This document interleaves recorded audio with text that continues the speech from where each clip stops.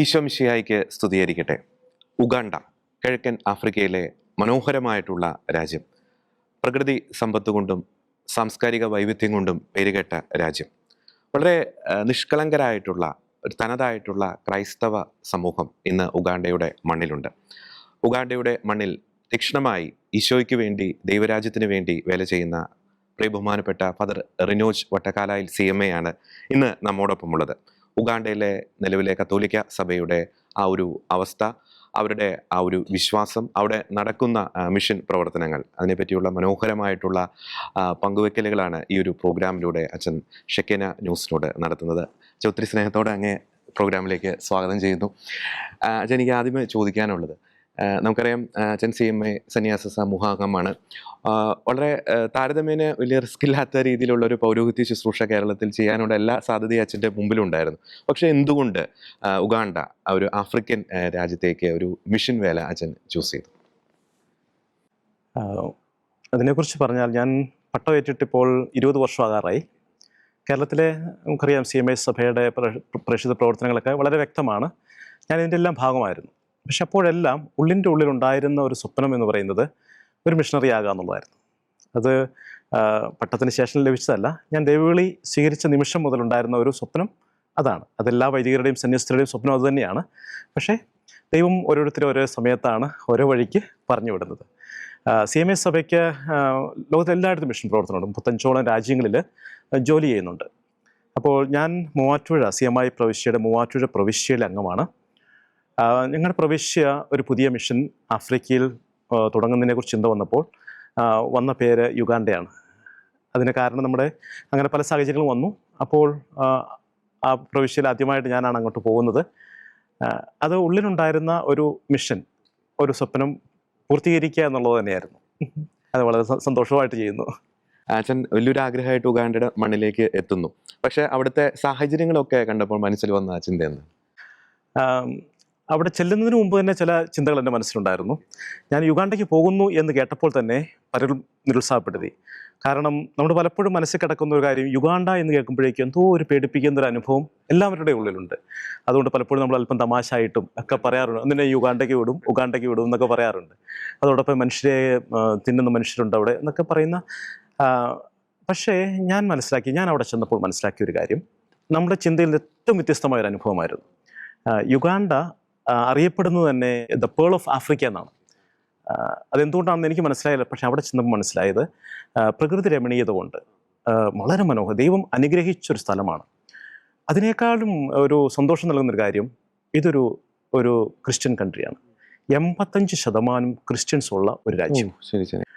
അപ്പോൾ ഒരു രാജ്യം 85% പോപ്പുലേഷൻ ക്രിസ്ത്യൻ ആകുക എന്ന് പറഞ്ഞാൽ നമ്മൾ വിചാരിക്കും പല നൂറ്റാണ്ടുകൾ ക്രൈസ്തവ വിശ്വാസം അവിടെ ജീവിച്ചിട്ടുണ്ടെന്ന്. 138 വർഷമായിട്ടുള്ളൂ യേശുവിൻ്റെ പേര് ഈ രാജ്യത്ത് ആദ്യമായിട്ട് എത്തിയിട്ട്. ഈ 138 വർഷം കൊണ്ടാണ് ഈ രാജ്യം മുഴുവനായിട്ടും ക്രിസ്തുവിൻ്റെ സ്വന്തമായത് എന്ന് മനസ്സിലാക്കുമ്പോൾ പരിശുദ്ധാത്മാവിൻ്റെ പ്രവർത്തനം എത്ര സജീവമായിട്ട് ആ നാട്ടിലുണ്ടായിരുന്നതെന്ന്. ഇന്ന് പോലും നമ്മളവിടെ വിശുദ്ധ കുർബാനയ്ക്കായി നമ്മുടെ പള്ളികളിലൊക്കെ ചെല്ലാനായിട്ട് നമ്മൾ ബുദ്ധിമുട്ടുന്ന ഒരു കാലഘട്ടത്തിൽ, അപ്പോൾ ആദ്യ കാലഘട്ടങ്ങളിൽ മിഷണറിമാർ എത്ര മനോഹരമായിട്ട്, എത്ര കഠിനമായിട്ട് പ്രയത്നിച്ചു എന്ന് മനസ്സിലാക്കുന്ന ഒരു കാര്യം. രണ്ടാമത്തെ കാര്യം, നമ്മൾ പലപ്പോഴും ആഫ്രിക്കക്കാരെ കുറിച്ച് അല്പം റഫാണെന്നൊക്കെ ചിന്തിക്കുന്നുണ്ട്. പക്ഷേ ഞാൻ അവിടെ ഓരോ രാജ്യത്തും വ്യത്യസ്തമായ അനുഭവങ്ങളായിരിക്കാം. പക്ഷേ യുഗാണ്ടയിൽ കണ്ടൊരു കാര്യം, ഒത്തിരി ഈ നമ്മളെ സ്നേഹിക്കുന്ന മനുഷ്യർ, വളരെ ഹമ്പിളായിട്ടുള്ള, വെൽക്കമിങ് ആയിട്ടുള്ള, ദൈവഭയമുള്ള, വിശ്വാസം ഇങ്ങനെ സെലിബ്രേറ്റ് ചെയ്യുന്ന ഒരു സമൂഹത്തെ കാണാൻ കഴിഞ്ഞു. അവർക്ക് വേണ്ടത് അവരെ സ്നേഹിക്കുന്ന കുറേ വൈദികരെയാണ് അവർക്ക് ആവശ്യം. അച്ഛൻ അവിടെ ഏത് മേഖലയിലാണ് ശുശ്രൂഷ ചെയ്യുന്നത്? ഞാനത് ചോദിക്കാനുള്ള പ്രധാനപ്പെട്ട ഒരു കാരണം, ഇവിടുത്തെ ഇടവക അല്ലെങ്കിൽ അവിടുത്തെ ഇടവക, അതിനെ തമ്മിൽ നമുക്കൊന്ന് കമ്പയർ ചെയ്യാൻ സാധിക്കും, ഇപ്പോൾ കേരള സഭയും ഉഗാണ്ട സഭയും? തീർച്ചയായിട്ടും അത് നല്ലൊരു ചോദ്യം തന്നെയാണ്. കേരള സഭയിലാണ് ഞാൻ ഇത്രയും നാളും ജീവിച്ചത്. അതുകൊണ്ട് തന്നെ ഞാൻ ആഫ്രിക്കൻ സഭയിലെ ആ പശ്ചാത്തലത്തിലേക്ക് പോകുമ്പോൾ ഒത്തിരി വ്യത്യസ്തമായ അനുഭവങ്ങളുണ്ട്. ഒന്നാമതായിട്ട്, നമുക്ക് കേരളത്തിലെ കുറച്ചുകൂടി കംഫർട്ടബിളായിട്ട് വിശ്വാസം ജീവിക്കാവുന്ന ഒരു സാഹചര്യമുണ്ട്. പക്ഷേ അവിടെ വിശ്വാസം എന്ന് പറയുന്നത് അതിന് കുറച്ച് ചലഞ്ച് ആവശ്യമുണ്ട്. ഇവിടെ നമ്മുടെ ഒരു ഇടവക എന്ന് പറഞ്ഞാൽ ഒരു ഇടവക ദേവാലയം, അച്ഛന്മാർ, ഒന്നോ രണ്ടോ അച്ഛന്മാർ, സിസ്റ്റേഴ്സ്, അങ്ങനെയുള്ള വളരെ സ്ട്രക്ചേർഡ് ആയിട്ടുള്ള ഒരു സിസ്റ്റം ഇവിടെയുണ്ട്. പക്ഷേ അവിടെ എനിക്ക് കിട്ടിയ ഇടവക ആ രൂപതയിലെ തന്നെ ഏറ്റവും 36ാമത്തെ ഇടവക നമുക്ക് മനസ്സിലാക്കാം. ഞാൻ ഫോർട്ട് പോർട്ടൽ എന്നൊരു ഡയസിസ് ആണ്. അത് യുഗാണ്ടയുടെ പടിഞ്ഞാറ് ഭാഗത്ത് കോങ്കോയുടെ സൈഡിലുള്ള ഒരു രൂപതയാണ്. ഈ രൂപതയിൽ തന്നെ 12 ലക്ഷം കത്തോലിക്കരുണ്ട്. ഈ 12 ലക്ഷം കത്തോലിക്കർക്ക് ആകെയുള്ളത് 36 ഇടവകളാണ്. അപ്പോൾ നമുക്ക് ഊഹിക്കാവുന്ന ഒരു ഇടവകയിലെ ഒരു ക്രിസ്ത്യൻ പോപ്പുലേഷൻ എത്രമാത്രം ഉണ്ടെന്ന്. ചില പള്ളികളിലൊക്കെ ഈ ഇടവക ദേവാലയങ്ങൾ 70-80 പള്ളികളുണ്ട് ഒരു ഇടവകയുടെ കീഴിൽ. അപ്പോൾ ഞാനിങ്ങനെ അവിടുത്തെ അച്ഛന്മാരോട് ചോദിച്ചു, നിങ്ങളെങ്ങനെ മാനേജ് ചെയ്യുന്നു? കാരണം നമ്മുടെ ഒരു കോൺസെപ്റ്റ് വ്യത്യസ്തമാണല്ലോ. ഇത് ആഫ്രിക്കയിൽ എല്ലായിടത്തും ഈ സിസ്റ്റം തന്നെയാണ്. അപ്പോൾ അവർ പറയുന്നത് ചിലപ്പോൾ വർഷത്തിൽ ഒരു 2 പ്രാവശ്യം 3 പ്രാവശ്യമൊക്കെയാണ് അവർക്ക് വിശുദ്ധ കുർബാന അർപ്പിക്കാൻ ചെല്ലാൻ പറ്റുന്നത്. എന്നിട്ടും അവിടെ വിശ്വാസ സമൂഹം ഇങ്ങനെ വളരുകയാണ്.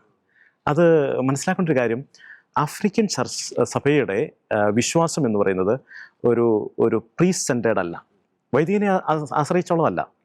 അവർ ലേ പീപ്പിൾ അത്രമാത്രം ഈ സഭയുടെ വളർച്ചയിൽ ഇങ്ങനെ ചേർന്ന് നിൽക്കുന്നവരാണ്. അവിടെ ചെല്ലുമ്പോൾ വിശ്വാസികളുടെ സഭയാണത്. ഇപ്പോൾ എൻ്റെ ഇടവകയിൽ ഞാൻ 36ാമത്തെ ഇടവകയാണത്. അവിടെ എനിക്ക് 19 പള്ളികളുണ്ട്. ഏകദേശം 45 കിലോമീറ്റർ ചുറ്റളവിലാണ്. ഞാനവിടെ ചെല്ലുമ്പോൾ ഇതൊരു പുതിയ ഇടവകയാണ്. എത്ര കുടുംബങ്ങളുണ്ടെന്ന് പോലും അറിഞ്ഞുകൂടായിരുന്നു. മനസ്സിലാക്കി ഏകദേശം ഇത്ര നാളുകൊണ്ട് മനസ്സിലാക്കിയൊരു കാര്യം, ഏകദേശം 5000-ലധികം കുടുംബങ്ങളുണ്ട്. ഒരു 25,000-30,000 കത്തോലിക്കരുണ്ട്. ഞങ്ങൾ 2 വൈദികരാണ് അവിടെ ജോലി ചെയ്യുന്നത്. നമുക്ക് ഒത്തിരി ജോലി ചെയ്യാനുണ്ടെങ്കിലും ഒത്തിരി ശരീരം ചിലപ്പോഴൊക്കെ തളർന്നു പോയാലും മനസ്സൊരിക്കലും തളരാത്ത രീതിയിൽ ജോലി ചെയ്യാനായിട്ട് സാധിക്കുന്നു എന്നുള്ളതാണ് ഏറ്റവും സന്തോഷകരം അവിടെ. അപ്പം അച്ഛൻ നേരത്തെ സൂചിപ്പിച്ചു വിശ്വാസം വളരെ നിഷ്കളങ്കമായിട്ട് ജീവിക്കുന്ന ഒരു സംഭവം. നമുക്ക് അവിടുത്തെ പള്ളികൾ ഒരു സ്ട്രക്ചറലി നോക്കുമ്പോൾ ഇവിടുത്തെ പള്ളികളായിട്ടൊന്ന് കമ്പയർ ചെയ്യാൻ സാധിക്കും? ഞാൻ എൻ്റെ ഇടവകയെക്കുറിച്ച് പറയുകയാണെങ്കിൽ എനിക്ക് 19 പള്ളിയുണ്ടെന്ന് പറഞ്ഞു. ഓരോ പള്ളിയും നമ്മുടെ ഇവിടുത്തെ രീതി അനുസരിച്ച് ഓരോ ഇടവക എന്ന് പറയാവുന്ന രീതിയിലാണ്. പക്ഷേ ഈ 19 പള്ളികളിൽ എൻ്റെ 19 പള്ളികളിൽ 5 പള്ളികൾക്ക് മേൽക്കൂരയില്ല. തറ ശരിക്കും ഒരു നല്ലൊരു തറയുള്ള പള്ളികൾ എന്ന് പറയുന്നത് 2-3 ഉള്ളൂ. നമ്മൾ ദേവാലയത്തെക്കുറിച്ചുള്ള കോൺസെപ്റ്റുകളൊക്കെ ഒത്തിരി വ്യത്യാസമാണ്. അവിടുത്തെ ജനങ്ങൾക്ക് ഈ ദേവാലയം പണിയുന്നതെല്ലാം അവർ തന്നെയാണ്. അച്ഛന്മാരൊന്നും പുറകെ നടക്കുന്നില്ല. അതാണ് നമുക്ക് മനസ്സിലാവും. ഓരോ ദേവാലയവും അവരുടെ വിശ്വാസത്തിൻ്റെ ഓരോ പ്രകടനങ്ങളാണ്. ഓരോ ഞായറാഴ്ചയും അവർക്ക് കിട്ടുന്ന പൈസ കൊണ്ട് അവരിങ്ങനെ ഉണ്ടാക്കുകയാണ്. അതിന് പുറമേ ഒരു സപ്പോർട്ടും അവർക്ക് കിട്ടുന്നില്ല. കാരണം അങ്ങനെ ഒരു സിസ്റ്റം അവിടെ ഇല്ല. പക്ഷേ ഇവർക്ക് ദേവാലയം പണിയാനുള്ള ആഗ്രഹങ്ങൾ ചിലപ്പോൾ 8-10 വർഷം കഴിഞ്ഞിട്ട് പോലും മേൽക്കൂര വരെ എത്തിയിട്ടില്ല. പക്ഷെ അവർക്ക് പ്രശ്നമില്ല. പലപ്പോഴും ഞാൻ ഓർക്കുന്നുണ്ട്, നമ്മളൊക്കെ ഇവിടെ നാട്ടിലൊക്കെ ആകുമ്പോൾ ഈ സുന്ദരമായ ദേവാലയത്തിൽ നിന്നൊക്കെ കുർബാന അർപ്പിച്ചിട്ട് അവിടെ പലപ്പോഴും മണ്ണിൽ നിന്ന് അല്ല മഴ പെയ്താൽ ചെളിയിൽ നിന്ന് കുർബാന ചെല്ലുക എന്ന് പറഞ്ഞാൽ അത് പക്ഷേ മഴ പെയ്തു കഴിഞ്ഞാൽ ഒരൊറ്റ മനുഷ്യർ പോലും അവിടെ നിന്ന് മാറിയല്ല ഇങ്ങനെ കുർബാന ചെല്ലുന്നതിനിടയ്ക്ക്. അതൊക്കെ അവരൊരിക്കലും വലിയ ദേവാലയങ്ങളെക്കുറിച്ചും ഞാൻ ചിലപ്പോഴൊക്കെ ചിന്തിക്കാറുണ്ട്. നമ്മുടെ നാട്ടിലെ ഒരു വലിയ പള്ളിയുടെ ഒരു തൂണിൻ്റെ കാശ് മതി അവിടെ ഒരു ദേവാലയം പണിയാൻ, ധാരാളം മതി. അവർക്കൊരു മേൽക്കുര ഉണ്ടാകുക, ഭിത്തി കെട്ടുക, ഒരു കുരിശുണ്ടെങ്കിൽ ഒരു ടേബിൾ ഉണ്ടെങ്കിൽ അവർക്ക് ദേവാലയമായി. അവിടെ അവർ ആഘോഷമായിട്ട് ബലിയർപ്പിക്കും. അങ്ങനെ ഒരു ദേവാലയത്തെക്കുറിച്ചുള്ള കാരണം ഇതൊക്കെ നമ്മുടെ ഒരു ചലഞ്ചാണ്. ഞാൻ പലപ്പോഴും ഓർക്കാറുണ്ട്, ഒരു 50 വർഷം മുമ്പ് നമ്മുടെ കേരള സഭ, പ്രത്യേകിച്ച് ഹൈ റേഞ്ചിലൊക്കെ ഉണ്ടായിരുന്ന ഒരു സഭ, ആ സഭയുടെ ഒരു മുഖം പോലെയാണ് എനിക്ക് അവിടെ കാണുന്നത്. കാരണം സഭ ഇനി വളരാൻ ഒത്തിരി സാഹചര്യങ്ങളുണ്ട്. അതുകൊണ്ട് ദേവാലയത്തെക്കുറിച്ചുള്ള കോൺസെപ്റ്റ് ഇവിടെയായിട്ട് ഒരിക്കലും ചിന്തിക്കാൻ പോലും പറ്റില്ല. പലപ്പോഴും മരത്തിൻ്റെ ചുവട്ടിലായിരിക്കാം, ഒരു ഷീറ്റ് വലിച്ചു കെട്ടിയായിരിക്കും കുർബാന. അവിടെയുള്ളവർക്ക് ഒരു പ്രശ്നമില്ല, സന്തോഷം. അവർ സെലിബ്രേറ്റ് ചെയ്യണം, വിശ്വാസമാണ് സെലിബ്രേറ്റ് ചെയ്യപ്പെടുന്നത്. നേരത്തെ പറഞ്ഞു ഇപ്പം വർഷത്തിൽ 1-2 പരിശുദ്ധ കുർബാന മാത്രമേ ലഭിക്കാറുള്ളൂ. അപ്പോൾ ആ പരിശുദ്ധ കുർബാന അർപ്പിക്കാൻ വേണ്ടിയിട്ട് മാസങ്ങൾക്ക് ശേഷം ഒരു വൈദികൻ എന്ന നിലയിൽ ആ മേഖലയിലേക്ക് കടന്നു വരുമ്പോൾ അവരുടെ മനസ്സിൽ വരുന്ന സന്തോഷം അച്ഛനൊന്ന് പങ്കുവയ്ക്കാം. അത് ദേവാലയത്തിൽ ഇപ്പം എൻ്റെ ദേവാലയത്തിൽ ഞങ്ങളിപ്പോൾ ചെന്നതിന് ശേഷം മാസത്തിൽ ഒന്നെങ്കിലും എല്ലാ പള്ളിയിലും കുർബാനയ്ക്ക് നമ്മൾ ശ്രമിക്കാറുണ്ട്. ഞാൻ പറയുകയാണെങ്കിൽ ഇതിനു കാത്തിരിക്കുന്ന ജനമുണ്ട്. അതാണ് നമുക്ക് ഈ വിശന്നിരിക്കുന്ന ഒരു മനുഷ്യരുടെ മുമ്പിൽ വിശുദ്ധ ബലി അർപ്പിക്കുന്നതിൻ്റെ സുഖമുണ്ട്. ഞങ്ങൾ ഞായറാഴ്ചകളൊക്കെ കുർബാനയ്ക്ക് ചെല്ലുമ്പോൾ രാവിലെ ഒരു കുർബാന, അതിനുശേഷം ഇങ്ങനെ മാറി പോവുകയാണ്. ചെല്ലുമ്പോഴേക്കും കുമ്പസാരിക്കാനുള്ള ഒരു നീണ്ട നിരയുണ്ടാവും.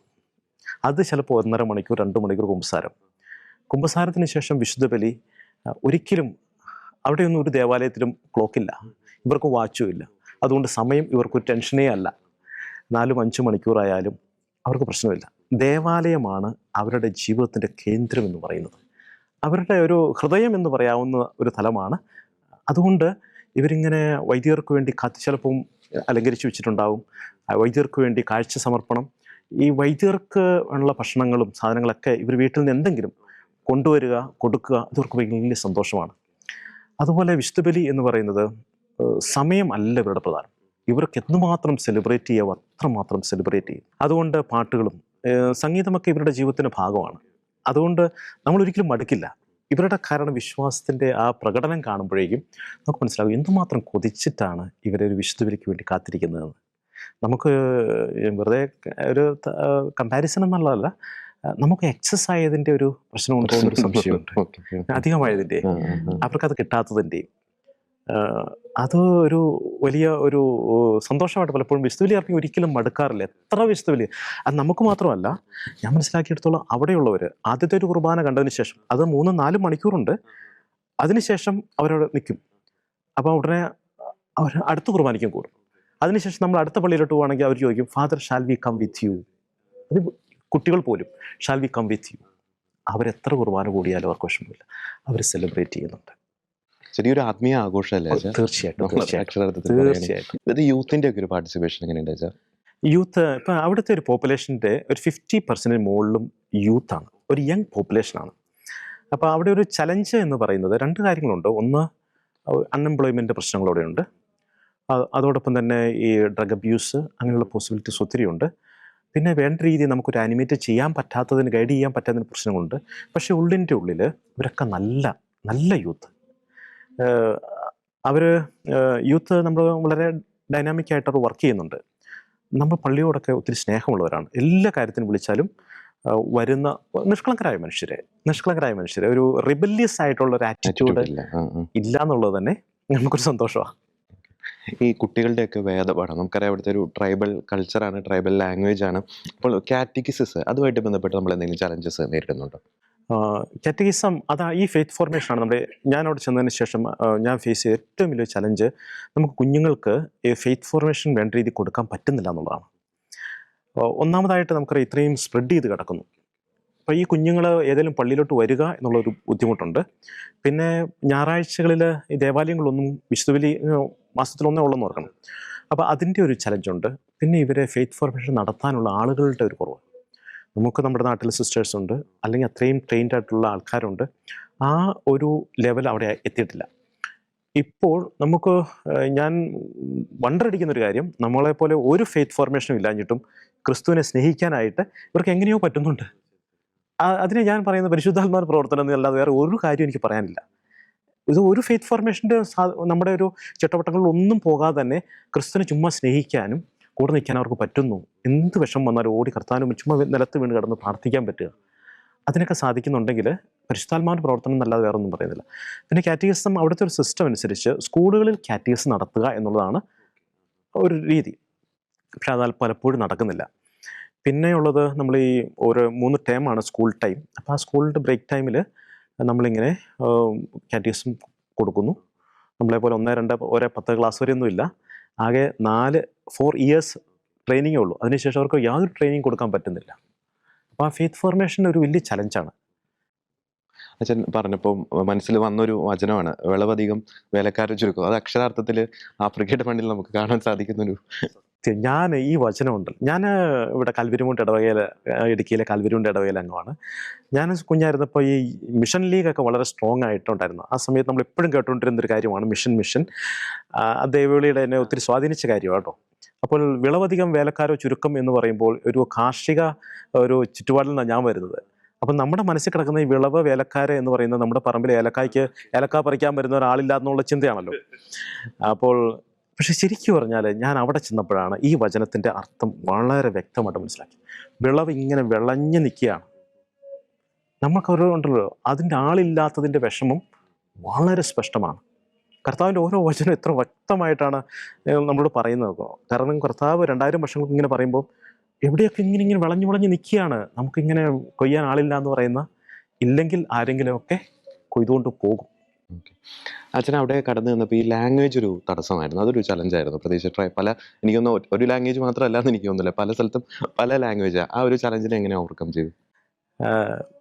ഞാൻ അവിടെ ചെല്ലുമ്പോൾ ഞങ്ങളുടെ ആ സ്ഥലത്തുള്ള ഒരു ആഫ്രിക്കയിൽ അറിയാം ഓരോ സ്ഥലത്തും വ്യത്യസ്തമായ ലാംഗ്വേജ് ഉണ്ട്. ഒരു രാജ്യത്ത് തന്നെ പല ഭാഷകളുണ്ട്.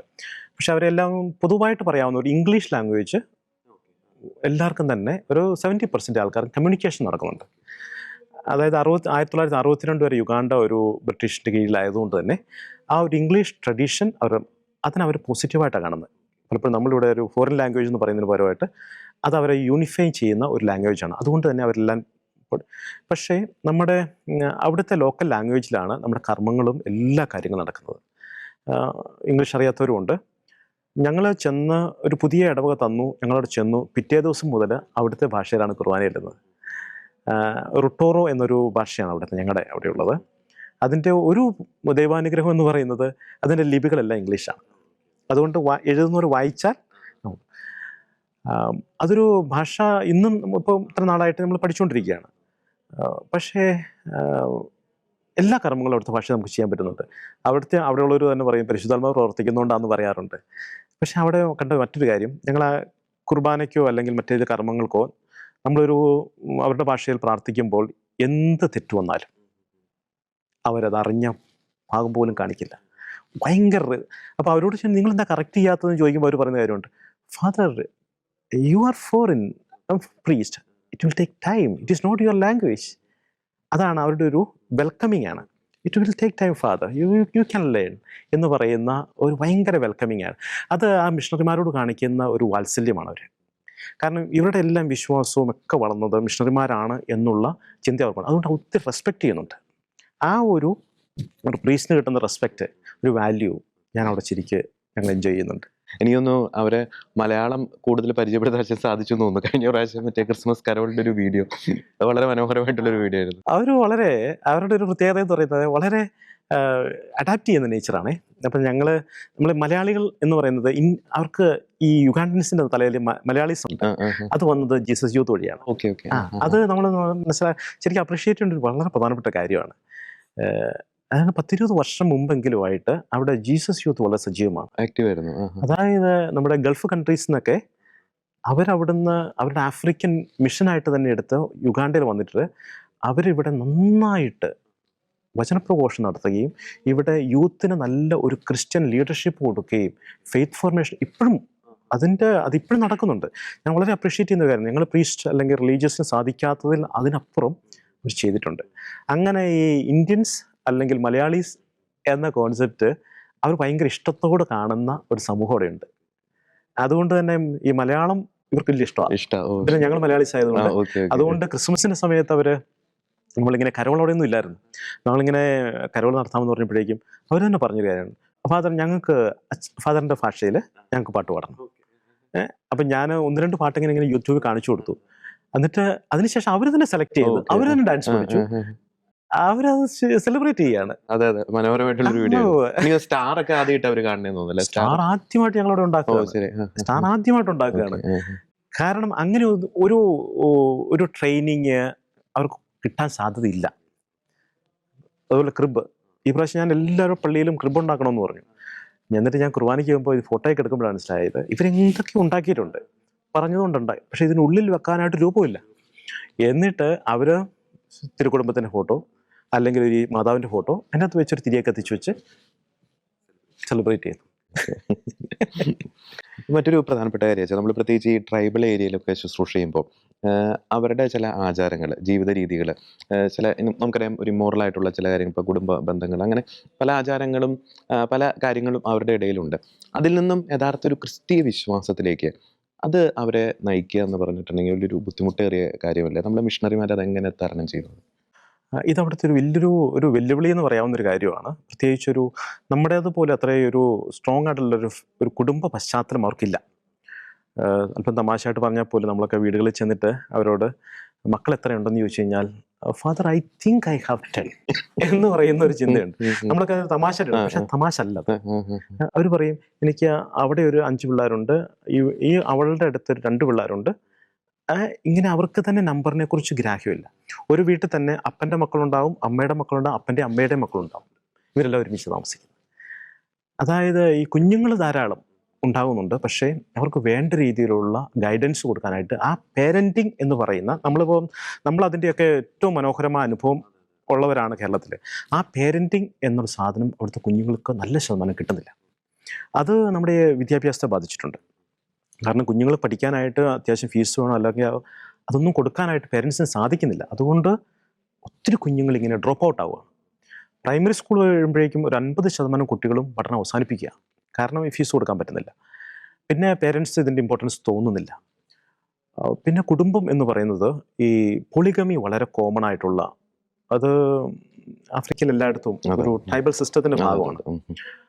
അത് വളരെ കോമൺ ആയതുകൊണ്ട് തന്നെ നമുക്ക് ഈ ഒരു ഫാമിലി എന്ന രീതിയിലേക്ക് നമുക്കൊരു വിശ്വാസത്തെ ഒന്ന് ഉറപ്പിക്കാനായിട്ട് അല്പം സമയം എടുക്കുന്നുണ്ട്.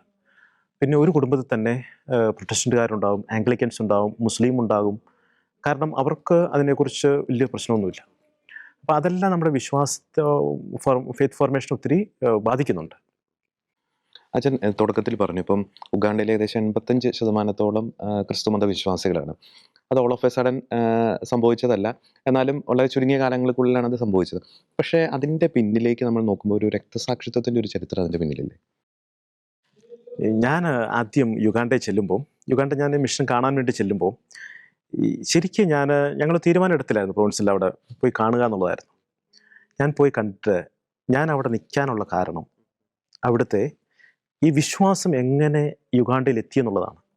1877 ആദ്യത്തെ മിഷണറി യുഗാണ്ടയിലെത്തുന്നത്. അത് ബ്രിട്ടീഷ് ഇംഗ്ലണ്ടിൽ നിന്നാണ് വരുന്നത്. 1877 അവിടെ വരുന്നു.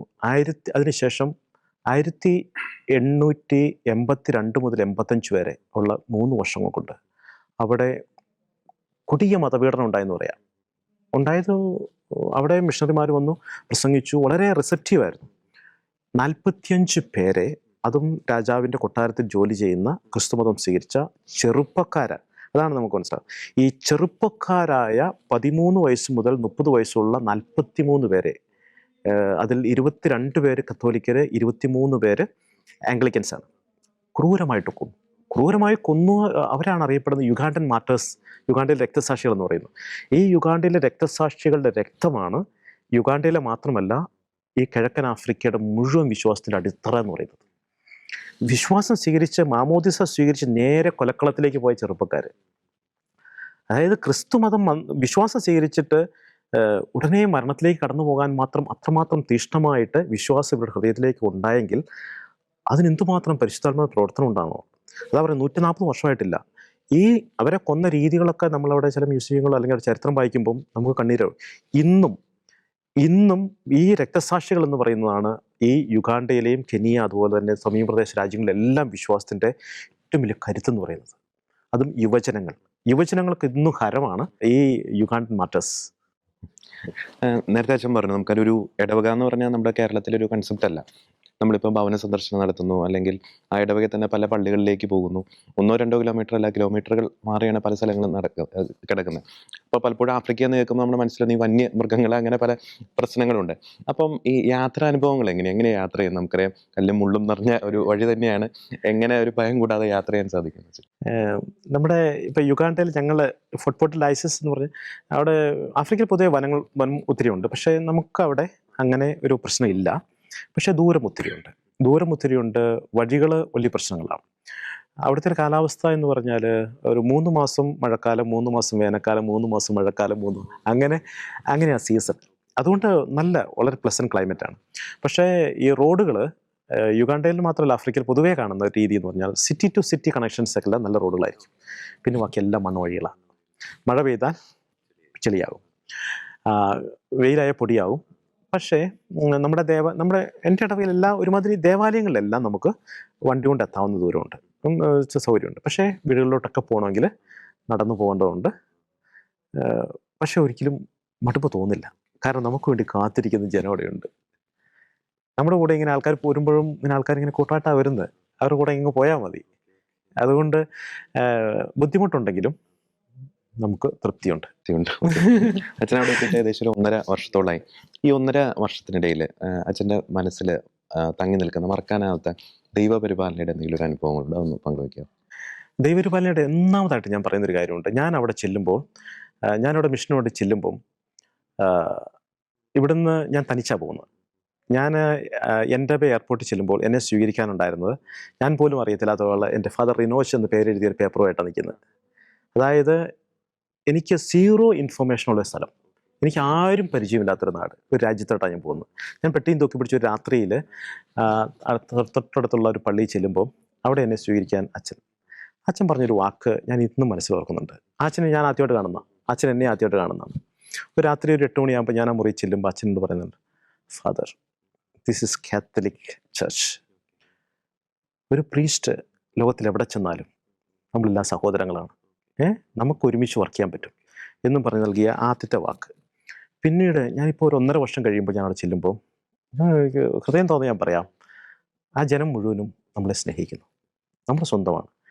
അതായത് ഒന്നും അറിയത്തില്ലാത്തൊരു നാട്ടിൽ ചെല്ലുമ്പോൾ നമ്മളെ അതുപോലെ ജനം സ്വീകരിച്ച് സ്വന്തമാക്കാൻ കഴിയുന്നുണ്ടെങ്കിൽ അത് നമ്മുടെ കഴിവല്ല, അത് ദൈവം ഇങ്ങനെ നമ്മളെ ഇങ്ങനെ പരിപാലിക്കുന്നതിൻ്റെയാണ്. ഞാൻ ഓർക്കുന്നുണ്ട്, നമ്മൾ തമ്പുരാൻ ഒരു വഴിക്ക് നമ്മളെ ഇറക്കി വിട്ടിട്ടുണ്ടെങ്കിൽ നമ്മൾ ചെല്ലുന്നതിന് മുമ്പേ അവൻ അവിടെ നമുക്ക് വേണ്ടി കാത്തുപോണ്ടാവും. അത് ഒരു മിഷണറിയുടെ ഞാൻ ഇങ്ങനെ പലപ്പോഴും വായിച്ചു കേട്ടിട്ടുണ്ട്, തമ്പുരാൻ കൂടെ ഉണ്ടാകുന്നു. ഞാനത് ശരിക്കും ഹൃദയം കൊണ്ട് അനുഭവിച്ചറിഞ്ഞ ആളാണ്. കാരണം നമുക്ക് വേണ്ടി അവിടെ കാത്തുപോണ്ടാവും, എല്ലാം ഒരുക്കി വെച്ച്. അവിടുത്തെ ശരിക്കും പ്രാദേശിക സഭ, പ്രാദേശിക രൂപതയൊക്കെ വളരെ, ഒരു അക്ഷരാർത്ഥത്തിൽ പറയുകയാണെങ്കിൽ വളരെ കൊതിയോടുകൂടി തന്നെയല്ലേ മിഷണറിമാരെയൊക്കെ വരവേൽക്കുന്നത്? യുഗാണ്ടയിൽ 19 രൂപതകളാണുള്ളത്. ഞാൻ പറഞ്ഞതുപോലെ ഇത്രയും വിശാലമായിട്ട് കിടക്കുന്നത്. ഈ രൂപതയിൽ നമ്മുടെ തന്നെ CMI സഭയുടെ തന്നെ ഭോപ്പാൽ പ്രോവിൻസിൻ്റെ മിഷൻ അവിടെയുണ്ട്. അവിടുന്ന് ഞങ്ങളുടെ അടുത്തൊരു 300 കിലോമീറ്റർ മാറിയാണ് അവർ അവിടെ തുടങ്ങിയിട്ട്. അവിടെ 4 അച്ഛന്മാരോട് വർക്ക് ചെയ്യുന്നുണ്ട്. 2 ഇടവകളിലായിട്ട് അവർ നന്നായിട്ട് വളരെ ഭംഗിയായിട്ട് അവിടെ ജോലി ചെയ്യുന്നുണ്ട്. അപ്പോൾ നമ്മളിവിടെ മിഷണറിമാർ, ഇവിടെ ബിഷപ്പ്, നമ്മുടെ ഫോർട്ട് ഡയസിലെ ബിഷപ്പ് പറയുന്നൊരു കാര്യമുണ്ട്, വി നീഡ് മിഷണറീസ്, കാരണം only you can transform എന്ന് പറയാറുണ്ട്. അതിന് കാരണം മറ്റൊന്നുമല്ല, ഇടവക അവിടെ ഞങ്ങൾ 2 പേരേ ഉള്ളൂ വിദേശത്തുള്ള മിഷണറിമാരായിട്ട്. ഒന്നാമതായിട്ട് ഇവിടെ ഈ സഭ ഉണ്ടായത് മിഷണറിമാർ വഴിയാണ്. ആദ്യ കാലഘട്ടങ്ങളിൽ വൈറ്റ് ഫാദേഴ്സ്, അതുപോലെ ഹോളി ക്രോസ് ഫാദേഴ്സ് ഒത്തിരി വർക്ക് ചെയ്തിട്ടുണ്ട്. അപ്പോൾ അതുകൊണ്ട് തന്നെ അവർക്ക് മിഷണറിമാരെ താല്പര്യമാണ്, നമ്മളവരെ ഒത്തിരി ട്രാൻസ്ഫോം ചെയ്യും എന്നുള്ളൊരു പ്രതീക്ഷ അവർക്കുണ്ട്, വളരെ റിസെപ്റ്റീവായിട്ട്. അവിടെ ഗവൺമെൻറ്റിൻ്റെ സൈഡിൽ നിന്നുള്ള സപ്പോർട്ട് എങ്ങനെയാ വെച്ചാൽ, കാരണം നമുക്ക് ഉഗാണ്ട എന്ന് കേൾക്കുമ്പോൾ നമുക്കറിയാം ഇദമീൻ, അദ്ദേഹത്തിൻ്റെ പേരാണ് മനസ്സിലേക്ക് വരുന്നത്. അപ്പോൾ നിലവിൽ ഗവൺമെൻറ്റിൻ്റെ ഭാഗത്തുനിന്ന് ക്രിസ്ത്യാനിറ്റിയോടുള്ളൊരു മനോഭാവം എങ്ങനെയാണ്? പൊതുവേ ഒരു ക്രിസ്ത്യൻ കൺട്രി ആയതുകൊണ്ട് ഇപ്പോഴത്തെ പ്രസിഡൻ്റൊക്കെ ആണെങ്കിൽ പോലും അവർ ക്രിസ്ത്യൻസാണ്, പക്ഷെ അവർ കാത്തലിക്സ് അല്ല. പക്ഷേ എതിർപ്പുകളൊന്നും ഇപ്പോൾ ഒന്നുമില്ല. അത് മനസ്സിലാക്കേണ്ട ഒരു കാര്യം, ഒരു ക്രിസ്ത്യൻ ഫെയ്ത്ത് അവരുടെ വിശ്വാസ ജീവിതത്തിൽ അവരുടെ ഈ നേതാക്കന്മാർക്ക് എല്ലാവർക്കും ഉണ്ട്. അത് നമ്മളൊക്കെ അവരുടെ നേതാക്കന്മാരൊക്കെ വന്നാലും, ഇപ്പോൾ മന്ത്രിമാർ വന്നാലും വിശുദ്ധ കുർബാനയിൽ മുഴുവൻ പങ്കെടുക്കുക, അവരുടെ വിശ്വാസം. അവർ ഈ മന്ത്രിമാരെല്ലാം കൊന്തയൊക്കെ പുറത്തിട്ട് അത് അവർ നമ്മളെ കാണിക്കാൻ വേണ്ടിയല്ല, അവരെവിടെ നടന്നാലും അങ്ങനെയാണ്. വിശ്വാസം ഇങ്ങനെ പരസ്യമായിട്ട് പറയുന്നതിനൊരു മടിയില്ലാത്ത ജനമാണ് അവിടെ. ശരിക്കും അച്ഛൻ്റെ ഒരു 1.5 വർഷത്തിൻ്റെ ഒരു എക്സ്പീരിയൻസിൻ്റെ അടിസ്ഥാനത്തിൽ അവിടേക്ക്, പ്രത്യേകിച്ച് ആഫ്രിക്കയുടെ മണ്ണിലേക്ക് മിഷൻ വേല ചെയ്യാൻ ആഗ്രഹിക്കുന്നവരോട് അച്ഛൻ എന്താണ് പറയുന്നത്? ഞാൻ പറയുന്നത്, കർത്താവ് പറഞ്ഞ വാക്കുകൾ വീണ്ടും നമ്മൾ ഒന്നുകൂടെ പറയുകയാണ്, വിളവധികം വേലക്കാരെ ചുരുക്കം. ഞാനിവിടെ വന്നതിന് ശേഷം അതുകൂടെ ഞാൻ പങ്കുവെക്കാൻ ആഗ്രഹിക്കുകയാണ്. ഞാൻ മിഷനെക്കുറിച്ച് എൻ്റെ ഇടവപ്പള്ളിയിൽ കാൽവരി മൗണ്ടിൽ അവിടെ ചെന്നപ്പോൾ വികാരിച്ചും പറഞ്ഞു, നമുക്ക് മിഷനെക്കുറിച്ച് പറയണം എന്ന് പറഞ്ഞപ്പോൾ ഞാൻ കഴിഞ്ഞ ഞായറാഴ്ച 3 കുർബാനയ്ക്കും അവിടെ മിഷനെക്കുറിച്ച് പങ്കുവെച്ചു. ആളുകൾ വളരെ സ്നേഹത്തോടെ കേൾക്കാൻ തയ്യാറാകുകയാണ്. ഞാൻ ഇന്ന് രാവിലെ ഒരു കുർബാനയിൽ കഴിഞ്ഞ് പുറത്തിറങ്ങിയപ്പോഴേക്കും ഒരു ചേട്ടന്, എനിക്ക് പരിചയമുള്ള ചേട്ടനാണ്, പുള്ളി വന്നിട്ട് അദ്ദേഹത്തിൻ്റെ മകൻ സെമിനാരി പഠിക്കുക. അപ്പോൾ അദ്ദേഹം എന്നോട് പറയാണ്, അച്ഛാ അവനെയും കൂടെ കൊണ്ടുപോകും, ഇവിടെയൊക്കെ അച്ഛന്മാർ ആവശ്യം പോലെ ഉണ്ട്. അതായത് സാധാരണക്കാരുടെ ഇടയിൽ പോലും മിഷനിലേക്ക് ആളുകളെ ആവശ്യമുണ്ട്, കൊണ്ടുപോകണമെന്ന് ആഗ്രഹിക്കുന്ന, മിഷനെക്കുറിച്ച് നല്ല സ്വപ്നം കാണുന്ന ഒത്തിരി മനുഷ്യരുണ്ട്. ഞാൻ ഇന്നും പറയും, ഞാനും ഈ സ്കൂളിലും കോളേജിലും ഒക്കെ വർക്ക് ചെയ്ത ആളാണ്. അറിയാമല്ലോ നമ്മുടെ മിനിസ്റ്റർ എങ്ങനെയായിരുന്നു. നമുക്കതൊക്കെ ആവശ്യമാണ്, നമുക്കെല്ലാം ആവശ്യമാണ്. നമ്മുടെ ഇന്നത്തെ സഭയുടെ ഒരു വെല്ലുവിളി, ഒരു നീഡ് എന്ന് പറയുന്നതാണ് യു ഗോ ആൻഡ് പ്രൊക്ലെയിം എന്ന് പറയുന്ന ആ വചനം. You have to do that. അത് പല രീതിയിൽ ചെയ്യാം, കാരണം ഇവിടെയും ചെയ്യാം. നമ്മളിപ്പോൾ ഷെക്കിയാന TV ഈ മിനിസ്റ്റർ തന്നെ യു ആർ പ്രൊക്ലെയിമിങ്, എവിടെയും ചെയ്യാം നമുക്ക്. പക്ഷേ നമ്മുടെ ആവശ്യം കൂടുതലുള്ളിടത്തേക്ക് നമുക്കൊന്ന് കൂടുതൽ ആളുകൾ പോകാനായിട്ട് തയ്യാറാകും. ഞാൻ ഓർക്കുന്നുണ്ട്, പല സിസ്റ്റേഴ്സും വളരെ താല്പര്യത്തോട് എന്നോട് അച്ഛാ നമുക്ക് അവിടെ മിഷൻ തുടങ്ങാൻ സാധ്യതയുണ്ടോ എന്ന് ചോദിക്കുന്ന സിസ്റ്റേഴ്സ് പ്രൊവിൻഷ്യൽസും പലരും എൻ്റെ അടുത്ത് ഒന്ന് പറയുണ്ടായി. കാരണം എല്ലാവരുടെ ഉള്ളിൽ ആ നീഡുണ്ട്, അവർക്ക് ആ നീഡ് തോന്നിയിട്ടുമുണ്ട് കേട്ടോ. ഈ കാത്തലിക് ചർച്ചിന്റെ ഒപ്പം തന്നെ വെച്ചാൽ അവിടെ പ്രൊട്ടസ്റ്റന്റ് ചർച്ചുകളുടെ വലിയൊരു ഗ്രോത്ത് അത് ഉഗാണ്ടയിൽ മാത്രമല്ല ആഫ്രിക്കയിൽ ഉടനീളം സംഭവിക്കുന്നുണ്ട്. എന്തുകൊണ്ടാണ് അങ്ങനെ സംഭവിക്കുന്നത്? യുഗാണ്ടയുടെ കാര്യം പറയുകയാണെങ്കിൽ അവിടെ ടോട്ടൽ പോപ്പുലേഷൻ ഒരു 40% കാത്തലിക്സ് ആണ്, മജോറിറ്റി കാത്തലിക്സ് ആണ്. പിന്നെ രണ്ടാമതുള്ളത് ആംഗ്ലിക്കൻസ് ആണ്. ആംഗ്ലിക്കൻസും കാത്തലിക് ആദ്യം തുടക്കത്തിൽ മുതലുള്ളവരാണ് ആംഗ്ലിക്കൻ ചർച്ച്. അതോടൊപ്പം തന്നെ ഈ അടുത്ത കാലത്ത് കാണുന്ന ഒരു പ്രതിഭാസം എന്ന് പറയുന്നത് പ്രൊട്ടസ്റ്റന്റ് ചർച്ച്, അതുപോലെ ബോൺ അഗെയിൻ, അതുപോലെ ഇവാഞ്ചലിക്കൽ ചർച്ച്, ഇങ്ങനെ ഒത്തിരി മഷ്റൂമിങ് എന്ന് പറയുന്നില്ല, ആ രീതിയിൽ വരുന്നുണ്ട്. ഒരു കാരണം എന്ന് പറയുന്നത് അതും യൂത്ത് ഒത്തിരി അതിലേക്ക് പോകുന്നതിന് കാരണം അവർക്ക് ആവശ്യമായ രീതിയിലുള്ള സാധനങ്ങളാണ്, ചേരുവകളാണ് അവർ പങ്കുവെച്ചു കൊടുക്കുന്നത്. പിന്നെ നമുക്ക് കാത്തലിക് ചർച്ച് ആണെങ്കിൽ നമുക്ക് വേണ്ട രീതിയിൽ നമ്മുടെ ആളുകളെ വിശ്വാസത്തിൽ ചേർത്ത് പിടിക്കാനുള്ള അവൈലബിലിറ്റി കുറവുകൾ അവിടെ ഉണ്ട്. അപ്പോഴേക്കും മറ്റാ ആളുകൾ അത് കടന്നു കയറി വരുന്നുണ്ട്. ഇപ്പോൾ പുതിയ ചർച്ചകൾ പലതും അവർക്ക് ആവശ്യമുള്ള രീതിയിലാണ്. അതായത് ക്രിസ്തു എന്താഗ്രഹിക്കുന്നതിന് പകരമായിട്ട് ജനങ്ങൾക്ക് എന്താണ് ആവശ്യം അത് കൊടുക്കുക. അങ്ങനെയുള്ള പല നേതാക്കന്മാർക്കും അവരുടെ പറ്റി ഇൻട്രസ്റ്റുകളും ഉണ്ട് കേട്ടോ. പണം സമ്പാദിക്കാനുള്ള വഴിയായിട്ട് തന്നെ സഭകളെ ഉണ്ടാക്കുന്ന ഒത്തിരി ഗ്രൂപ്പുകൾ അവിടെയുണ്ട്. അതോടൊപ്പം തന്നെ ഈ വിച്ച് ക്രാഫ്റ്റ് വളരെ കോമൺ ആയിട്ട് ആഫ്രിക്കയിലുണ്ട്. ചില ഈ കൊച്ചു കൊച്ചു പള്ളികളിൽ അവിടെ വിച്ച് ക്രാഫ്റ്റും ഇതെല്ലാം കൂടെ ഒരുമിച്ചാണ് എല്ലാം കൊണ്ടുപോകും. കാരണം ആളുകൾക്ക് വേണ്ടത് ഇങ്ങനെ ഹീലിങ്ങും വേണം, ഫീലിങ്ങും വേണം. ക്രിസ്തു ഇല്ലെങ്കിലും കുഴപ്പമൊന്നുമില്ല. അങ്ങനെയുള്ളവർക്ക് അത് കൊടുക്കുക. അപ്പോൾ അതിലേക്ക് ആൾക്കാർ പോകുന്നുണ്ട്. ഏറ്റവും നേരത്തെ അച്ഛൻ സൂചിപ്പിച്ചൊരു പോയിന്റാണ്. അതായത് ചിലപ്പോൾ മാസങ്ങൾക്ക് ദിവസങ്ങൾക്ക് ശേഷമായിരിക്കും ഒരു വൈദികനെ ഇവർ കാണുന്നത്. അപ്പോൾ ആ കാണുമ്പോൾ അല്ലെങ്കിൽ പരിശുദ്ധ കുർബാനയിൽ പങ്കെടുക്കുമ്പോൾ അവരുടെ തീക്ഷ്ണത ഇങ്ങനെ കെടാതെ ഇങ്ങനെ നിൽക്കുന്നുണ്ട്. അപ്പോൾ വൈദികന്റെ സാന്നിധ്യം ഇല്ലാത്ത ആ ഒരു ദിവസങ്ങളിൽ ഇവരുടെ ആ വിശ്വാസത്തിന് ഫോളോ അപ്പ് എങ്ങനെ, ആ ഒരു വിശ്വാസം തീക്ഷ്ണത ഇങ്ങനെ കത്തി ജ്വലിപ്പിക്കാൻ ഇവർക്ക് എങ്ങനെ സാധിക്കുന്നു? ഏതെങ്കിലും അൽമായ നേതാക്കൾ നമ്മൾ അതിനെ അലോട്ട് ചെയ്യുന്നുണ്ടോ? അതിൻ്റെ ഒരു സംവിധാനം എങ്ങനെയാണ്? ഈ ചോദ്യം ഞാൻ അവിടെ ചെന്നപ്പോൾ ഞാനിങ്ങനെ വണ്ടടിച്ചിരുന്ന കാര്യം, ഇതെങ്ങനെ ഈ മനുഷ്യരുടെ വിശ്വാസം എങ്ങനെ നിൽക്കുന്നു എന്നുള്ള ചോദ്യം ഉണ്ടായിരുന്നു. കുറച്ച് പഠിച്ചപ്പോഴാണ് മനസ്സിലായത്, നമ്മുടെ അച്ഛൻ ഞാൻ പറഞ്ഞല്ലോ, ഒരു പ്രീസ്റ്റ് സെൻറ്റേഡ് അല്ല അവിടുത്തെ സഭ എന്ന് പറയുന്നത്. അപ്പോൾ അതുകൊണ്ട് തന്നെ ഇവർക്ക് ഈ സഭ എന്ന് പറയുന്നത് അവരുടെ ഒരു സ്വന്തമായതുകൊണ്ട് തന്നെ ഈ ഒരു ലേ ലീഡേഴ്സ് വളരെ സ്ട്രോങ് ആയിട്ടുള്ള ഒരു റോൾ അവിടെ പ്ലേ ചെയ്യുന്നുണ്ട്. ഓരോ പള്ളിക്കും ഒരു ലീഡേഴ്സ് ഉണ്ട്. അതോടൊപ്പം തന്നെ കാറ്റക്കിസ്റ്റ് ഉണ്ട്. കാറ്റക്കിസ്റ്റാണ് അച്ഛന്മാരില്ലാത്ത ദിവസങ്ങളിലെ കാര്യങ്ങളെല്ലാം നടത്തുന്നത്. പിന്നെ മറ്റൊരു കാര്യം എന്ന് പറയുന്നത് ഒത്തിരി ലേ അപ്പോസിലേറ്റ് ഉണ്ട്. ലേ അപ്പോസിലേറ്റ്സ് ഒക്കെ വളരെ സ്ട്രോങ് ആണ്. അവർക്ക് രാത്രിയും പകലും വന്ന് പള്ളിയിൽ നിന്ന് പ്രാർത്ഥിക്കാനൊന്നും ഒരു മടിയേയില്ല. നമ്മളാരും നിർബന്ധിക്കുകയൊന്നും വേണ്ട. ഞാൻ ഓർക്കുന്നുണ്ട്, ഞാൻ അവിടെ ചെല്ലുന്ന വർഷം ഒരു ഡിസംബറിലാണ്. ഞാൻ ഡിസംബറിൽ ചെന്ന് കഴിഞ്ഞിട്ട് നമുക്കൊന്നും മനസ്സിലായിട്ടില്ല, ഇവിടുത്തെ ഒന്നും മനസ്സിലായി. അപ്പോൾ ഞാൻ ഇവിടുത്തെ കുറച്ച് ലീഡേഴ്സിനോട് നമുക്കൊരു ചെറിയ ധ്യാനം പോലെ നമുക്കൊരു പ്രയർ ഡേ ആയിട്ട് നടത്താം, ഒന്നെല്ലാവരും പ്രാർത്ഥിക്കാം. കാരണം എന്തെങ്കിലും ക്രിസ്മസിന് മുമ്പ് ചെയ്യണമല്ലോ, പുതിയ ഇടവയാണല്ലോ. അപ്പോൾ ഞാൻ പള്ളിയിൽ വിളിച്ചു പറഞ്ഞു, നമുക്ക് അടുത്ത ശനിയാഴ്ച നമുക്കൊരു 1 ഡേ പ്രയർ ഉണ്ടാകും, സാധിക്കുന്നവരൊക്കെ വരിക. അപ്പോൾ നമുക്കറിയാം ഇവിടെയാണെങ്കിൽ പള്ളിയിൽ അച്ഛൻ വിളിച്ചു പറഞ്ഞു കഴിഞ്ഞാൽ നമുക്കറിയാം എത്താവുന്നവരുടെ നമ്പർ.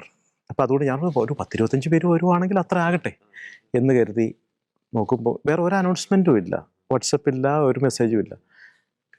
പള്ളി നിറച്ചാണ് ആഘോഷിക്കുകയാണ്, പ്രാർത്ഥിച്ച്. ഒരു വാക്ക് പറഞ്ഞു. കാരണം അവർക്ക് അങ്ങനെ ഒരു സാഹചര്യങ്ങൾ ഒരുക്കി കൊടുത്തു കഴിഞ്ഞാൽ നിൽക്കാൻ ഇഷ്ടംപോലെ ആൾക്കാരുണ്ട്. ഞാൻ പറയുന്നത് എല്ലാവരും എന്നല്ല, വിശ്വാസം ഒത്തിരി ജീവിക്കാൻ ആഗ്രഹിക്കുന്ന ഒത്തിരി മനുഷ്യരവിടെ ഉണ്ട്. അതുകൊണ്ട് ഈ ലേ ഒരു ഇൻവോൾവ്മെൻറ്റ് വളരെ ഭംഗിയായിട്ട് അവിടെ നടക്കുന്നുണ്ട്. അല്ലെങ്കിൽ അവിടെ ഒന്നും ചെയ്യാൻ പറ്റില്ല കേട്ടോ, ഇല്ല. കാരണം പരിശുദ്ധാത്മാവ് ഇങ്ങനെ പ്രവർത്തിക്കുന്നത് പല രീതിയിലാണ്. പെട്ടെന്നൊരു കൂദാശയുടെ ഒക്കെ ഒരു ആവശ്യം വന്നാൽ, പെട്ടെന്ന് ഒരു മരണം സംഭവിക്കുന്നു, അല്ലെങ്കിൽ ഒരു മാമോദീസ, ആ ആവശ്യങ്ങളൊക്കെ നമുക്ക് എങ്ങനെ നിറവേറ്റാൻ സാധിക്കുന്നുണ്ട്? ഞാൻ കൂദാശകളെ കുറിച്ചൊന്ന് പറയുകയാണെങ്കിൽ, ഞാൻ കഴിഞ്ഞ വർഷം ഒരു വർഷത്തെ കണക്ക് മാമോദീസയുടെ കണക്കെടുക്കുകയാണെങ്കിൽ എൻ്റെ ഇടവകയിൽ തന്നെ ഞാൻ 650-ലധികം മാമോദീസ മുക്കി. ഒരു വർഷം. അതിനകത്ത് 500-ലധികം കുഞ്ഞുങ്ങളാണ്, ബാക്കിയുള്ളവർ പ്രായമായുള്ളവർ. മാമോദീസ മുക്കുക എന്ന് പറഞ്ഞു കഴിഞ്ഞാൽ, നമ്മൾ ഓരോ പള്ളിയിൽ ദേവാലയത്തിൽ കുർബാനയ്ക്ക് ഞായറാഴ്ച ചെല്ലുമ്പോഴേക്കും കാറ്റഗിസ്റ്റ് പറയും ഇന്ന് 10 പേര് മാമോദീസ ഉണ്ട്. ഉടനെ ആ കുർബാനയ്ക്ക് ഇടയ്ക്ക് തന്നെ മാമോദീസ മുക്കുക. കാരണം വൈദികൻ എന്ന് ചെല്ലുന്നു അന്ന് മാമോദീസ. അതുപോലെ തന്നെ ഞാൻ കഴിഞ്ഞ ദിവസം എൻ്റെ ചേട്ടൻ്റെ കൊച്ചിൻ്റെ ആദ്യകുർബാന സ്വീകരണമായിരുന്നു. വലിയ ആഘോഷം, കൊച്ചിങ്ങനെ അണിഞ്ഞൊരുങ്ങി വരുന്നു, പള്ളി പ്രിപ്പറേഷൻസ്. അപ്പോൾ എൻ്റെ മനസ്സിൽ വന്ന് ഞാൻ അവിടെ ആദ്യം കണ്ട ആദ്യകുർബാന സ്വീകരണമായിരുന്നു. ഞാൻ ആദ്യം ചെന്ന ഉടനെ ഒരു പള്ളിയിൽ ചെന്നപ്പോഴേക്കും എന്നോട് കാറ്റഗിസ്റ്റ് പറഞ്ഞു, ഇന്ന് ആദ്യകുർബാന സ്വീകരണം ഉണ്ടെന്ന് പറഞ്ഞു. അപ്പം ഞാനിങ്ങനെ അണിഞ്ഞൊരുങ്ങി നിൽക്കുന്ന ചെണ്ടുമുടിയൊക്കെ ആയിട്ട് നിൽക്കുന്ന കുഞ്ഞുങ്ങളെ നോക്കി എന്നിട്ട് പിള്ളേരെ ആരെയും കാണുന്നില്ല. അപ്പോൾ ഞാൻ കരുതി പിള്ളേർ ഇല്ലായിരിക്കും, വാക്ക് വിട്ടുപോയതായിരിക്കും എന്ന് കരുതി. വിശുദ്ധ കുർബാന സ്വീകരണത്തിൻ്റെ സമയമായപ്പോഴേക്കും കാറ്റഗിസ്റ്റ് വിളിച്ചു പറഞ്ഞു, ആദ്യ കുർബാന സ്വീകരിക്കുന്നവരെല്ലാം വരാൻ. അപ്പോൾ അവിടെ നിന്ന് ഇവിടെ നിന്നൊക്കെ കുറച്ച് പിള്ളേർ കയറി വന്നു. അവർ കയറി ഉടുപ്പും അങ്ങനെ പ്രത്യേകിച്ചൊന്നുമില്ല. അവർ വന്ന് കുർബാന സ്വീകരിച്ചിട്ട് പോയി. ആയിരുന്നു ആദ്യ കുർബാന സ്വീകരണം. അപ്പോൾ അത് പിന്നെ അതുപോലെ തന്നെ സ്ഥൈര്യലേപനം ബിഷപ്പ് നേരിട്ടാണ്. കഴിഞ്ഞ വർഷം 560 കുട്ടികളാണ് സ്ഥൈര്യലേപനം സ്വീകരിച്ചത് എൻ്റെ ഇടവകയിൽ. ബിഷപ്പ് വന്ന് ബിഷപ്പ് രാവിലെ 10 മണിക്ക് തുടങ്ങിയ സ്ഥൈര്യലേപന കർമ്മം തീരുന്നത് വൈകിട്ട് 6 മണിക്കാണ്. ഒറ്റ മനുഷ്യരവിടുന്ന് പോയില്ല. അതെ. പിന്നെ മരണം എന്ന് പറയുന്നത് നമുക്കറിയാം, ഇത്രയും പോപ്പുലേഷൻ ഉള്ളതുകൊണ്ട് മിക്ക ദിവസവും മരണങ്ങളുണ്ട്. നമ്മുടെ പോലെ ഒരു ദൈവത്തിനടുത്തൊരു സെമിട്രി സിസ്റ്റം അവിടെ ഇല്ല, വീടുകളിൽ തന്നെയാണ് നടക്കുന്നത്. അപ്പോൾ അവിടെ വീടുകൾ കുർബാന പ്രസംഗങ്ങൾ അടക്കം എല്ലാ വീടുകളിൽ തന്നെയായിരിക്കും. അതൊരു 3 മണിക്കൂർ മിനിമം എടുക്കും. അത് ഒരാഘോഷം അവർക്ക്, മരണവും ഒരാഘോഷം. പിന്നെ രോഗിലേപനം നമ്മളിങ്ങനെ ഇങ്ങനെ ഓരോ പള്ളികളിൽ തിരിച്ചിങ്ങനെ ഒരു ആഴ്ചയിൽ ഒരു ദിവസം അതിനുവേണ്ടി മാറ്റി വെച്ചിരിക്കുക. ഓരോ ദേവാലയത്തിൽ മാറി രാവിലെ പോയാൽ വൈകിട്ട് വരെ അങ്ങനെ നടത്തിപ്പോരും. അവിടെ വളർന്നു വരുന്ന തലമുറയുടെ മനസ്സിൽ ദൈവവിളിയെക്കുറിച്ചുള്ള ആ ഒരു ആഗ്രഹമൊക്കെ ഇപ്പം മുളയെടുക്കാറുണ്ടോ?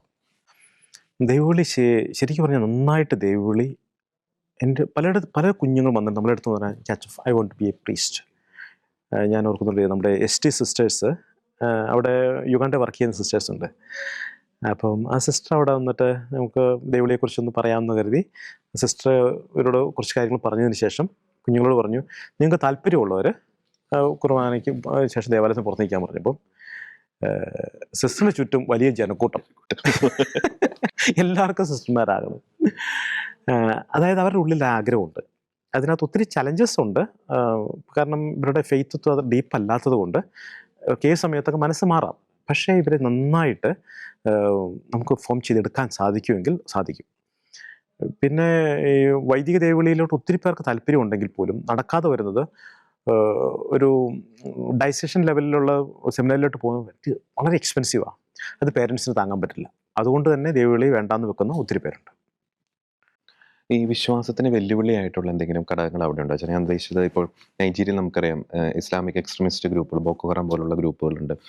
ചിലയിടങ്ങളിലാണെങ്കിൽ ഈ എത്തനിക്കായിട്ടുള്ള ട്രൈബൽ ഗ്രൂപ്പിൽ നിന്ന് ക്രിസ്ത്യാനിറ്റിയിലേക്ക് കൺവേർട്ട് ചെയ്യുമ്പോൾ അവിടെ നിന്നുള്ള ഭീഷണി, അങ്ങനെ ഏതെങ്കിലും തരത്തിലുള്ള ഭീഷണി നമ്മൾ അവിടെ നേരിടും? യുഗാണ്ടയുടെ ഒരു നോക്കുമ്പം അങ്ങനെ ഒരു ചലഞ്ച് അവിടെ പ്രത്യക്ഷമായിട്ടില്ല എന്ന് മാത്രമല്ല, ക്രൈസ്തവ വിശ്വാസം ഒരു കാലഘട്ടത്തിൽ അനുഭവിച്ച വേദനയിൽ നിന്ന് അവരിങ്ങനെ വളർന്ന് അതിൻ്റെ ഒരു നല്ല വശം അനുഭവിക്കുന്ന ഒരു സമൂഹമാണ് അവിടെയുള്ളത് കൂടുതലും. അങ്ങനെ ഒരു മുസ്ലിം എക്സ്ട്രീമിസ്റ്റ് പ്രശ്നം ഇതുവരായിട്ടും അവിടെ എത്തിയിട്ടില്ല. തൊട്ടടുത്ത രാജ്യം സുഡാനിലുണ്ട്. അതുപോലെ തന്നെ യുഗാണ്ടയുടെ ഒരു നോർത്തേൺ ഏരിയയിലൊക്കെ അവരല്പം സ്ട്രോങ് ആയി വരുന്നുണ്ട്. പക്ഷേ ഗവൺമെൻറ് ഇതിനെതിരായിട്ട് ശക്തമായിട്ട് നിൽക്കുന്നത് കൊണ്ട് ഇപ്പോൾ വലിയ പ്രശ്നങ്ങളൊന്നുമില്ല. എന്നും എവിടെയും എന്തും സംഭവിക്കാം. മറ്റൊരു കാര്യം കൂടി വെച്ചാൽ, നമുക്കൊരു മിഷണറി വൈദികൻ്റെ ഒരു ഡേ അതെങ്ങനെയാണെന്ന് അറിയാൻ വേണ്ടിയിട്ടാണ് ചോദിക്കുന്നത്. അവിടുത്തെ നമുക്കറിയാം ഭക്ഷണ കാര്യങ്ങൾ, താമസത്തിൻ്റെ ഒരു സാഹചര്യങ്ങൾ, അതൊക്കെ നമ്മൾ ഇപ്പോൾ കേരളത്തിലെ പോലെ അത്ര ഒരു കംഫോർട്ടാണോ? എങ്ങനെയാണ് അവിടുത്തെ ഒരു അവസ്ഥ? ഒന്നാമത് ഭക്ഷണം ഒരു പ്രധാനപ്പെട്ട ഫാക്ടറാണ്. നമ്മുടെ ഒരു രീതിയിലുള്ള ഭക്ഷണം നമ്മളൊരിക്കലും പ്രതീക്ഷിച്ചിട്ട് കാര്യമില്ല. ഞാനവിടെ ചെന്ന് ആദ്യത്തെ ഒരു മാസം വേറൊരു ദേവാലയത്തിൽ അച്ഛന്മാരോട് താമസിച്ചത്. ആദ്യത്തെ ഒരു മാസം കൊണ്ട് എൻ്റെ 8 കിലോ കുറഞ്ഞു. വേറെ ഒന്നുകൊണ്ടുമല്ല, നമ്മൾ ആഗ്രഹിക്കുന്ന ഒരു ഭക്ഷണം കിട്ടാതെ വരുമ്പോഴേക്കും അറിയാതെ തന്നെ ഭക്ഷണം വേണ്ടാന്ന് വെക്കുന്നൊരവസ്ഥയിലേക്ക് പോകുന്നു. പക്ഷേ നമുക്കിപ്പോൾ ഞങ്ങൾ 2 അച്ഛന്മാരുണ്ട്, ഞാനും ഉണ്ട്. എൻ്റെ കൂടെ കഴിഞ്ഞ വർഷം പട്ടമേറ്റ അച്ഛനുണ്ട്, ജസ്റ്റിൻ കൈമലിൽ എന്ന് പറഞ്ഞ അച്ഛനാണ്. അച്ഛൻ വളരെ തീഷ്ണതയോടുകൂടെ ജോലി ചെയ്യുന്നുണ്ട് കേട്ടോ. അച്ഛൻ വളരെ താല്പര്യത്തോടു കൂടി ചെയ്യുന്നുണ്ട്. അച്ഛനും ഞങ്ങൾ ഒരുമിച്ചാണ്. നമുക്കവിടെ കേരളത്തിൽ നിന്ന് മാറിയൊരു വിഷമം ഇല്ലാത്ത രീതിയിൽ ജീവിക്കാൻ പറ്റും. കാരണം എല്ലാ സാധനങ്ങളും അവിടെ കിട്ടും. ഒരു ട്രോപ്പിക്കൽ ക്ലൈമറ്റ്. അതെ. തേങ്ങ ഒഴികെ ചക്ക, കപ്പ, മാങ്ങ, നമുക്കിതെല്ലാം അവിടെ അവൈലബിൾ ആണ്. നമുക്കുണ്ടാക്കി തിന്നാനുള്ള മനസ്സും സമയവും ഉണ്ടെങ്കിൽ പ്രശ്നമില്ല. പിന്നെ അവരുടെ ഭക്ഷണ രീതി എന്ന് പറഞ്ഞാൽ അവരിങ്ങനെ അധികം മസാലയൊന്നും ഉപയോഗിക്കാതെ ഭക്ഷണം കഴിക്കുന്നവരായ, അതുകൊണ്ട് അവർ ഹെൽത്തി ആട്ടോ, വളരെ ഹെൽത്തിയാണ്. അതുകൊണ്ട് തുടക്കത്തിൽ അല്പം ബുദ്ധിമുട്ടുണ്ടായെങ്കിലും ഇപ്പോൾ പിന്നെ ബിഷപ്പ് പറഞ്ഞൊരു കാര്യമുണ്ട്, A missionary should have A missionary stomach എവിടെ ചെന്നോ കിട്ടുന്നത് കഴിക്കുക. ആ ഒരു ആറ്റിറ്റ്യൂഡ് ഉണ്ടെങ്കിൽ എവിടെയും പോയി ജീവിക്കാം. ഈ രോഗങ്ങൾ അങ്ങനെ എന്തെങ്കിലും വിഷയം ഉണ്ടോ? പ്രത്യേകിച്ച് ആഫ്രിക്കയിൽ നമുക്ക് പല രോഗങ്ങളെ പറ്റിയുള്ള പല വാർത്തകളൊക്കെ കേൾക്കുന്നുണ്ട്. അത് എന്തെങ്കിലും ഭീഷണി സൃഷ്ടിക്കുന്നുണ്ടോ? കാര്യമായിട്ട് അവിടെ മലേറിയ ഉണ്ട്, മലേറിയയുടെ പ്രശ്നങ്ങളുണ്ട്. അല്ലെങ്കിൽ അവിടുത്തെ ആളുകൾ വലിയ പ്രശ്നമില്ലാതെ ജീവിക്കുന്നവരാണ്. ഞാൻ തന്നെ 1.5 വർഷമായിട്ട് ഞാൻ ഒരു മരുന്നും കഴിച്ചിട്ടില്ല. കാരണം ഒന്നാമത്തെ അവിടുത്തെ ഫുഡിൻ്റെ ആകാം, ക്ലൈമറ്റിൻ്റെ ആകാം, പിന്നെ മനസ്സമാധാനത്തിൻ്റെ ആകാം. ശരിക്കും വെച്ചാൽ നമുക്ക് ഈ അവിടെ മിഷൻ വേല ചെയ്യുന്ന വൈദികർക്ക് പ്രാർത്ഥനയുടെ വലിയൊരു സപ്പോർട്ട് ആവശ്യമില്ലേ? അതിനെപ്പറ്റി പ്രേക്ഷകരോട് എന്താ പറയുന്നത്? ഞാൻ പറയുന്നത്, നമ്മുടെ ഈ കേരള സഭ എന്ന് പറയുന്നത് നമുക്കൊത്തിരി ഉത്തരവാദിത്വമുണ്ട് എന്ന് ഞാൻ വിശ്വസിക്കുന്ന ആളാണ്. പ്രത്യേകിച്ച് മിഷനിലേക്ക് പോകുന്ന ഏതെങ്കിലും മിഷണറിമാർ എവിടെയെങ്കിലും ഉണ്ടെങ്കിൽ അവിടേക്ക് എല്ലാവർക്കും ഇവിടെ നിന്ന് പ്രാർത്ഥന, അതൊരു മിഷൻ പ്രവർത്തനമാണ്. ഞാൻ അവിടെ ആദ്യം ചെന്നപ്പോൾ ഞാൻ ബിഷപ്സ് ഹൗസിൽ ആദ്യമായിട്ട് കുർബാനയ്ക്ക് ചെല്ലുമ്പോൾ ഞാൻ ഇട്ട ഉറാൽ എഴുതി വെച്ചിരുന്ന കാര്യമുണ്ട്, ബാപ്റ്റൈസ്ഡ് ആൻഡ് സെൻറ്റ്. അത് നമ്മുടെ എല്ലാവരുടെയും ഒരു ഒരു ഒരു ഉത്തരവാദിത്വമാണ്. You are baptised and you have to move and proclaim. അത് നമുക്കിവിടെ നമുക്കെല്ലാവർക്കും എല്ലായിടത്തും പോകാൻ പറ്റില്ല. പക്ഷേ ഈ മിഷണറിമാരെ പ്രോത്സാഹിപ്പിക്കാനായിട്ട്, അവർക്ക് വേണ്ടി പ്രാർത്ഥിക്കാനായിട്ട് അങ്ങനെ ഒത്തിരി പേരുണ്ട് കേട്ടോ. ഞാൻ ഒത്തിരി സന്തോഷം തോന്നുന്നൊരു കാര്യമാണ്. കേരള സഭയിലെ മിഷനെക്കുറിച്ച് പറയുമ്പോൾ സ്നേഹത്തോടെ കേട്ടിരിക്കാൻ, പ്രാർത്ഥിക്കുന്ന, സഹായിക്കാൻ തയ്യാറാകുന്ന ഒത്തിരി മനുഷ്യരുണ്ട് എന്നുള്ളത് നമ്മളെ ഒത്തിരി അഭിമാനം തോന്നുന്ന കാര്യമായിട്ട്. കാരണം ഞാൻ ഈ അവധിക്ക് വന്നിട്ട് ഇപ്പോൾ 2-3 ആഴ്ചയായി. എനിക്ക് ഒത്തിരി സന്തോഷം തോന്നിയ കാര്യമാണ്. മിഷനെ സ്നേഹിക്കുന്നവരിവിടെ ഉണ്ട് ഒത്തിരി പേര്.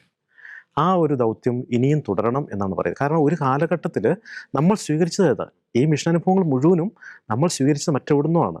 അത് പങ്കുവയ്ക്കേണ്ടത് നമ്മുടെ ഉത്തരവാദിത്വമാണ്. എല്ലാവർക്കും പോകാൻ പറ്റില്ല. പക്ഷേ ഇന്ന് കത്തോലിക്ക സഭ നമ്മുടെ ഏഷ്യയിൽ വളർന്നിട്ടുണ്ടെങ്കിൽ നാളെ അത് ആഫ്രിക്കയിൽ വളരണം. നാളെ അത് വിശ്വാസം പങ്കുവയ്ക്കേണ്ടത് ആഫ്രിക്കൻ സഭയായിരിക്കും മറ്റു സ്ഥലത്ത് പങ്കുവയ്ക്കേണ്ടത്. ഈ ചെയിൻ ഇങ്ങനെ കടന്നു പോയേ പറ്റുള്ളൂ. Church is A pilgrim church, തീർത്ഥാടക സമൂഹമാണ്. ഇങ്ങനെ പോകണം. അൽമായർക്ക് അവിടെ ഒരു മിഷൻ്റെ സാധ്യത എത്രത്തോളം ഉണ്ട്? കാരണം പലപ്പോഴും അച്ഛൻ നേരത്തെ GC യൂത്തിനെ പറ്റി പരാമർശിച്ചു. പലപ്പോഴും പല കുടുംബങ്ങൾ ഒരു വർഷമൊക്കെ കമ്മിറ്റ്മെൻറ്റ് എടുത്ത് ഇങ്ങനെ മിഷൻ മേഖലകളിലേക്ക് പോകുന്നവരുണ്ട്, യൂത്തായിട്ടുള്ളവർ പോകുന്നുണ്ട്, ഫുൾ ടൈമർഷിപ്പ് എന്നൊക്കെ പറഞ്ഞ്. അതിനുള്ള സാധ്യതകൾ അവിടെ ഉണ്ടോ? അത് ഒത്തിരി ഉണ്ട്. അതായത് അവിടുത്തെ ജനങ്ങൾക്ക് റിസെപ്റ്റീവാണ്. നമുക്ക് അവരുടെ കൂടെ സ്പെൻഡ് ചെയ്യാനായിട്ട് സമയമുണ്ടെങ്കിൽ നമുക്കൊത്തിരി, കാരണം അവർ പ്രാർത്ഥിക്കാൻ തയ്യാറാണ്. വെറുതെ നമുക്ക് കുറച്ച് സോഷ്യൽ വർക്ക് ചെയ്യാവുന്നുള്ളതല്ല, നമുക്കൊരു ഫെയ്ത്ത് ഫോർമേഷന് അവർക്ക് ആവശ്യമുണ്ട്. ഇങ്ങനെ കാത്തിരിക്കുന്ന ജനമാണ്. അതുകൊണ്ട് ഈ ജീസസ് യൂത്തിനെ ഞാൻ ഒത്തിരി അപ്രിഷ്യേറ്റ് ചെയ്യുന്ന അവരുടെ വർക്ക്. കാരണം ഞാനത് കണ്ടറിഞ്ഞ ആളാണ്. അവരുടെ പ്രസൻസ് തന്നെ ഈ ജനങ്ങൾ ഒത്തിരി അപ്രിഷ്യേറ്റ് ചെയ്യുന്നുണ്ട്. ഓക്കെ അച്ഛാ, എല്ലാ ആശംസകളും അച്ഛൻ്റെ മിഷൻ വേലയ്ക്ക്, പ്രത്യേകിച്ച് ഉഗാണ്ടയിലെ പ്രിയപ്പെട്ട നമ്മുടെ സഹോദരങ്ങളുടെ എല്ലാ അന്വേഷണവും പ്രാർത്ഥനകളും അറിയിക്കുക. ഇനിയും കൂടുതൽ ഉഗാണ്ടയുടെ മണ്ണിൽ സുവിശേഷത്തെ തീ കത്തിക്കുക അച്ഛന് സാധ്യമാകട്ടെ എന്ന് പ്രത്യേകം പ്രാർത്ഥിക്കുന്നു. എല്ലാ ദൈവാനുഗ്രഹങ്ങളും ആശംസിക്കുന്നു അച്ഛൻ. Thank you so much. ഞങ്ങൾക്ക് വേണ്ടി പ്രാർത്ഥിച്ചാൽ കേട്ടോ. തീർച്ചയായും. Thank you so much.